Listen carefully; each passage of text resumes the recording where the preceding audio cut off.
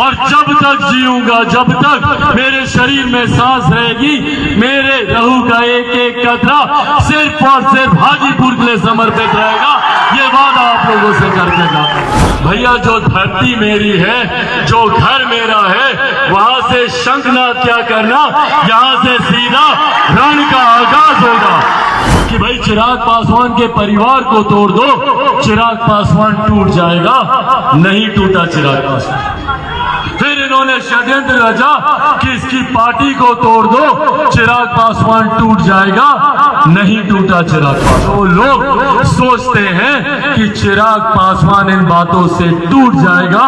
वो लोग भूल जाते हैं कि चिराग पासवान शेर का बेटा है, रामविलास पासवान का बेटा है। सर पे कफन बांध के निकला हूं। जब तक बिहार को विकसित राज्य नहीं बना दूंगा, तब तक मैं भी चैन की सांस नहीं लूंगा।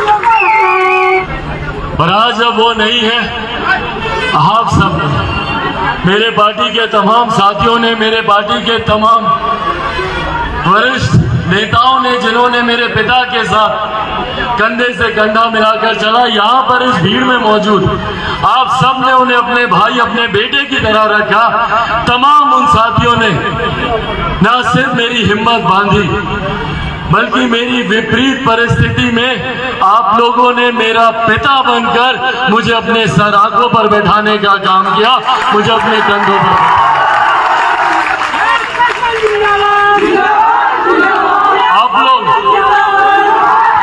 आप लोग नहीं होते तो संभवतः मैं मेरे पिता के जाने के बाद टूट जाता। आप लोगों ने अगर मुझे नहीं संभाला होता तो संभवतः मैंने अपनी हिम्मत खो दी होती। मेरे पिता के जाने के बाद एक के बाद एक जिस तरीके से घटना चक्र चला, परिवार में कुछ महत्वाकांक्षी लोगों ने अपनी व्यक्तिगत महत्वाकांक्षाओं के लिए परिवार को तोड़ने का काम किया, पार्टी को तोड़ने का काम किया। ऐसी परिस्थिति में आप लोगों ने मुझे, मेरे परिवार को संभालने का काम किया। और आज मैं गर्व से कह सकता हूं, और ये मैं सिर्फ अपने लिए नहीं, मेरे पिता के लिए भी यही सत्य था, पर आज मैं गर्व से कह सकता हूं कि मेरे पिता के जाने के बाद मुझे आप लोगों ने जिस तरीके से संभाला, आज चिराग पासवान का अंश मेरे रूह का एक एक हिस्सा, मेरे लहू का एक एक कतरा सिर्फ और सिर्फ आपकी वजह से।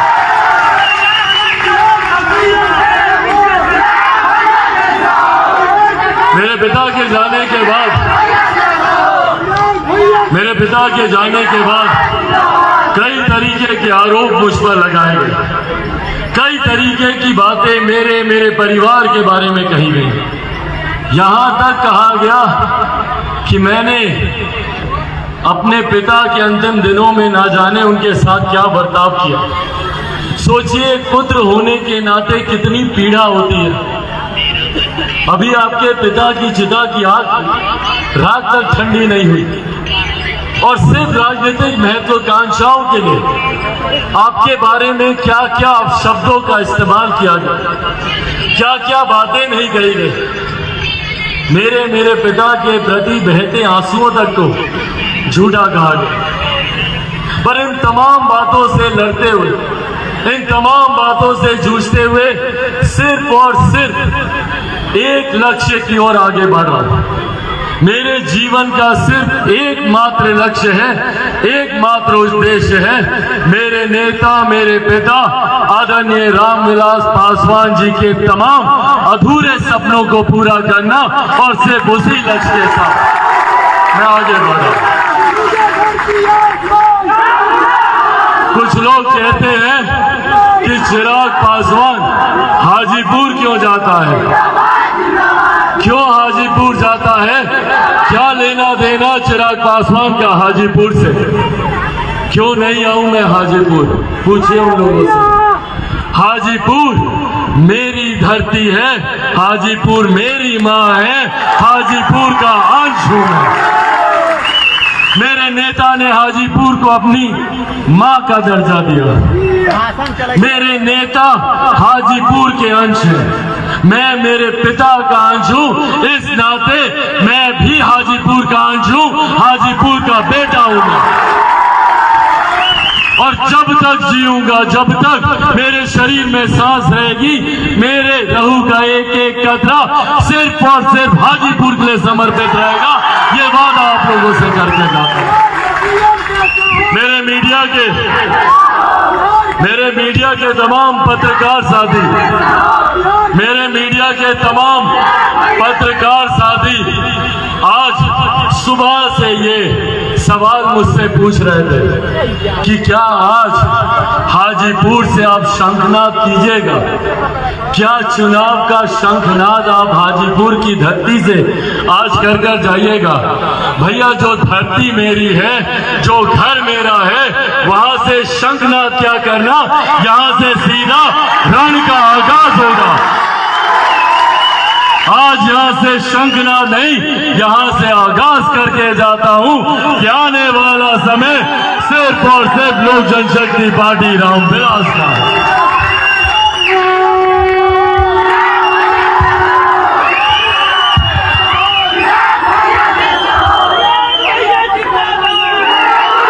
कुछ लोग सोचते हैं कि चिराग पासवान हाजीपुर जाएगा तो क्या कर लेगा। जो प्यार इसके पिता को मिला वो हाजीपुर में इसको थोड़ी मिलेगा। अब आप लोग मुझे जवाब दें, जो प्यार, जो आशीर्वाद आप लोगों ने हमेशा मेरे नेता, मेरे पिता को दिया, क्या वो प्यार, वो आशीर्वाद मेरे लिए है? वही आशीर्वाद है ना, वही प्यार है। साथियों, बदले में मैं भी वादा करके जाता हूं, मेरे नेता, मेरे पिता ने हाजीपुर के लिए जितना किया उससे 2 कदम आगे ही आप मुझे पाएंगे।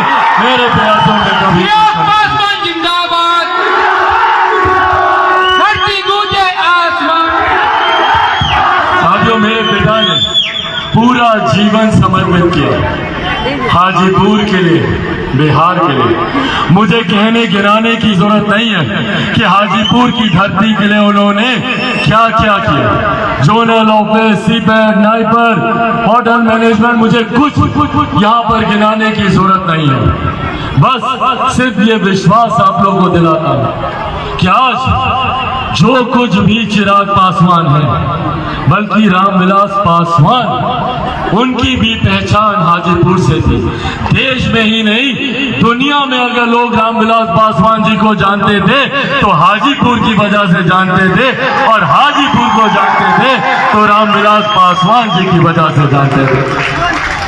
मेरे लिए ये गर्व की बात है, मेरे लिए ये गर्व की बात है कि मैं एक ऐसे नेता का पुत्र हूँ। मुझे एक ऐसे पिता ने जन्म दिया जिन्होंने पूरा जीवन जात पात धर्म मजहब से उठकर समाज के हर उस गरीब शोषित वंचित वर्ग के लिए काम करने का उन्होंने प्रयास किया, जो अभी भी आजादी के 75 साल के बाद भी पंक्ति पर अंतिम पायदान पर खड़ा है। उस व्यक्ति को आगे लेकर जाने का प्रयास हमारे नेता, मेरे पिता आदरणीय रामविलास पासवान जी ने किया। उन्हीं के नक्शे कदमों पर आगे चलते हुए मैं भी एक ईमानदार प्रयास कर रहा हूं अपने प्रदेश को आगे लेकर जाने की। मेरे लिए ये तकलीफ होती है, मुझे चिंता होती है मुझे इस बात की कि आजादी के 75 साल के बाद आज भी क्यों हमारा प्रदेश पिछड़ा प्रदेश कहलाता है। आज भी क्यों हमारे प्रदेश में वो सुख सुविधाएं नहीं है जो दूसरे राज्यों में। दिल्ली में मैं रहा हूं, बंबई में मैंने काम किया, पर आज तक मैंने कभी नहीं सुना कि कोई दिल्ली का लड़का बिहार आता हो शिक्षा के लिए, रोजगार के लिए। आप लोगों ने सुना क्या? बंबई से कभी कोई लड़का या लड़की बिहार आया है रोजगार के लिए? तो भैया क्यों? और ये सवाल पूछना बनता है, क्यों सिर्फ सिर्फ हम बिहारियों को ही दूसरे प्रदेश जाना पड़ता है शिक्षा के लिए, रोजगार के लिए। महिलाएं मौजूद हैं यहाँ पर, उनको मैं देखता हूँ, बुजुर्गों को मैं देखता हूँ, दिल्ली में एम्स के सामने लाइन लगाकर खड़े रहेंगे दिनों दिन तक डॉक्टर से मुलाकात करने के लिए। क्यों ये स्वास्थ्य सेवाएं हमें हमारे प्रदेश में नहीं मिलती? आज जो लोग बिहार की सत्ता में बैठे बिहार के विकास के दावे भरते हैं, पूछिए इन लोगों से।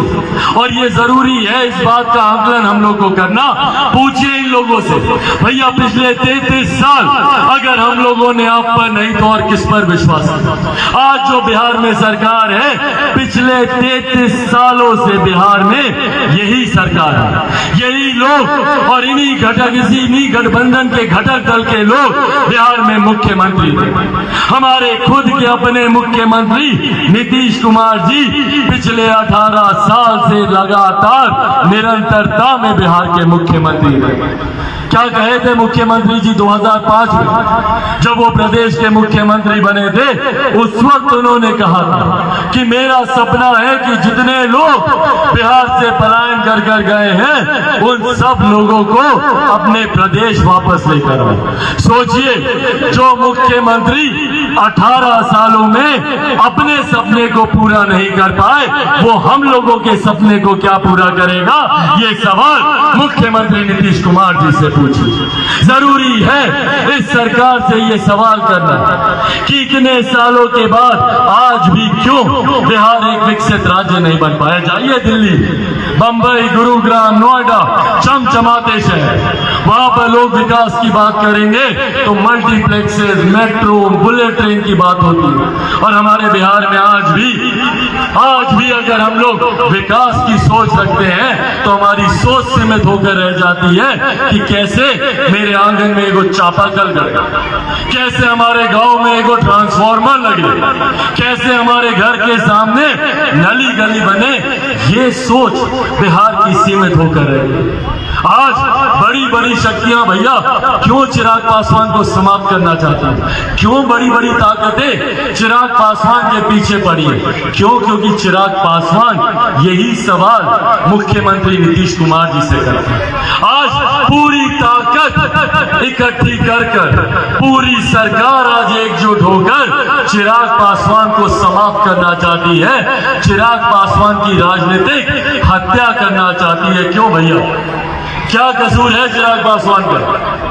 चिराग पासवान का कसूर बस इतना ही है ना कि चिराग पासवान बिहार में बेहतर शिक्षा की बात करता है, बिहार में ही युवाओं को रोजगार दिलाने की बात करता है, बिहार में उद्योग खुलवाने की बात करता है, बिहार में बेहतर स्वास्थ्य सेवाओं की बात करता है, किसानों के बेहतर हालात की बात करता है, मजदूरों के अधिकारों की बात करता है, बुजुर्गों के भविष्य की बात करता है, महिलाओं के सम्मान की बात करता है।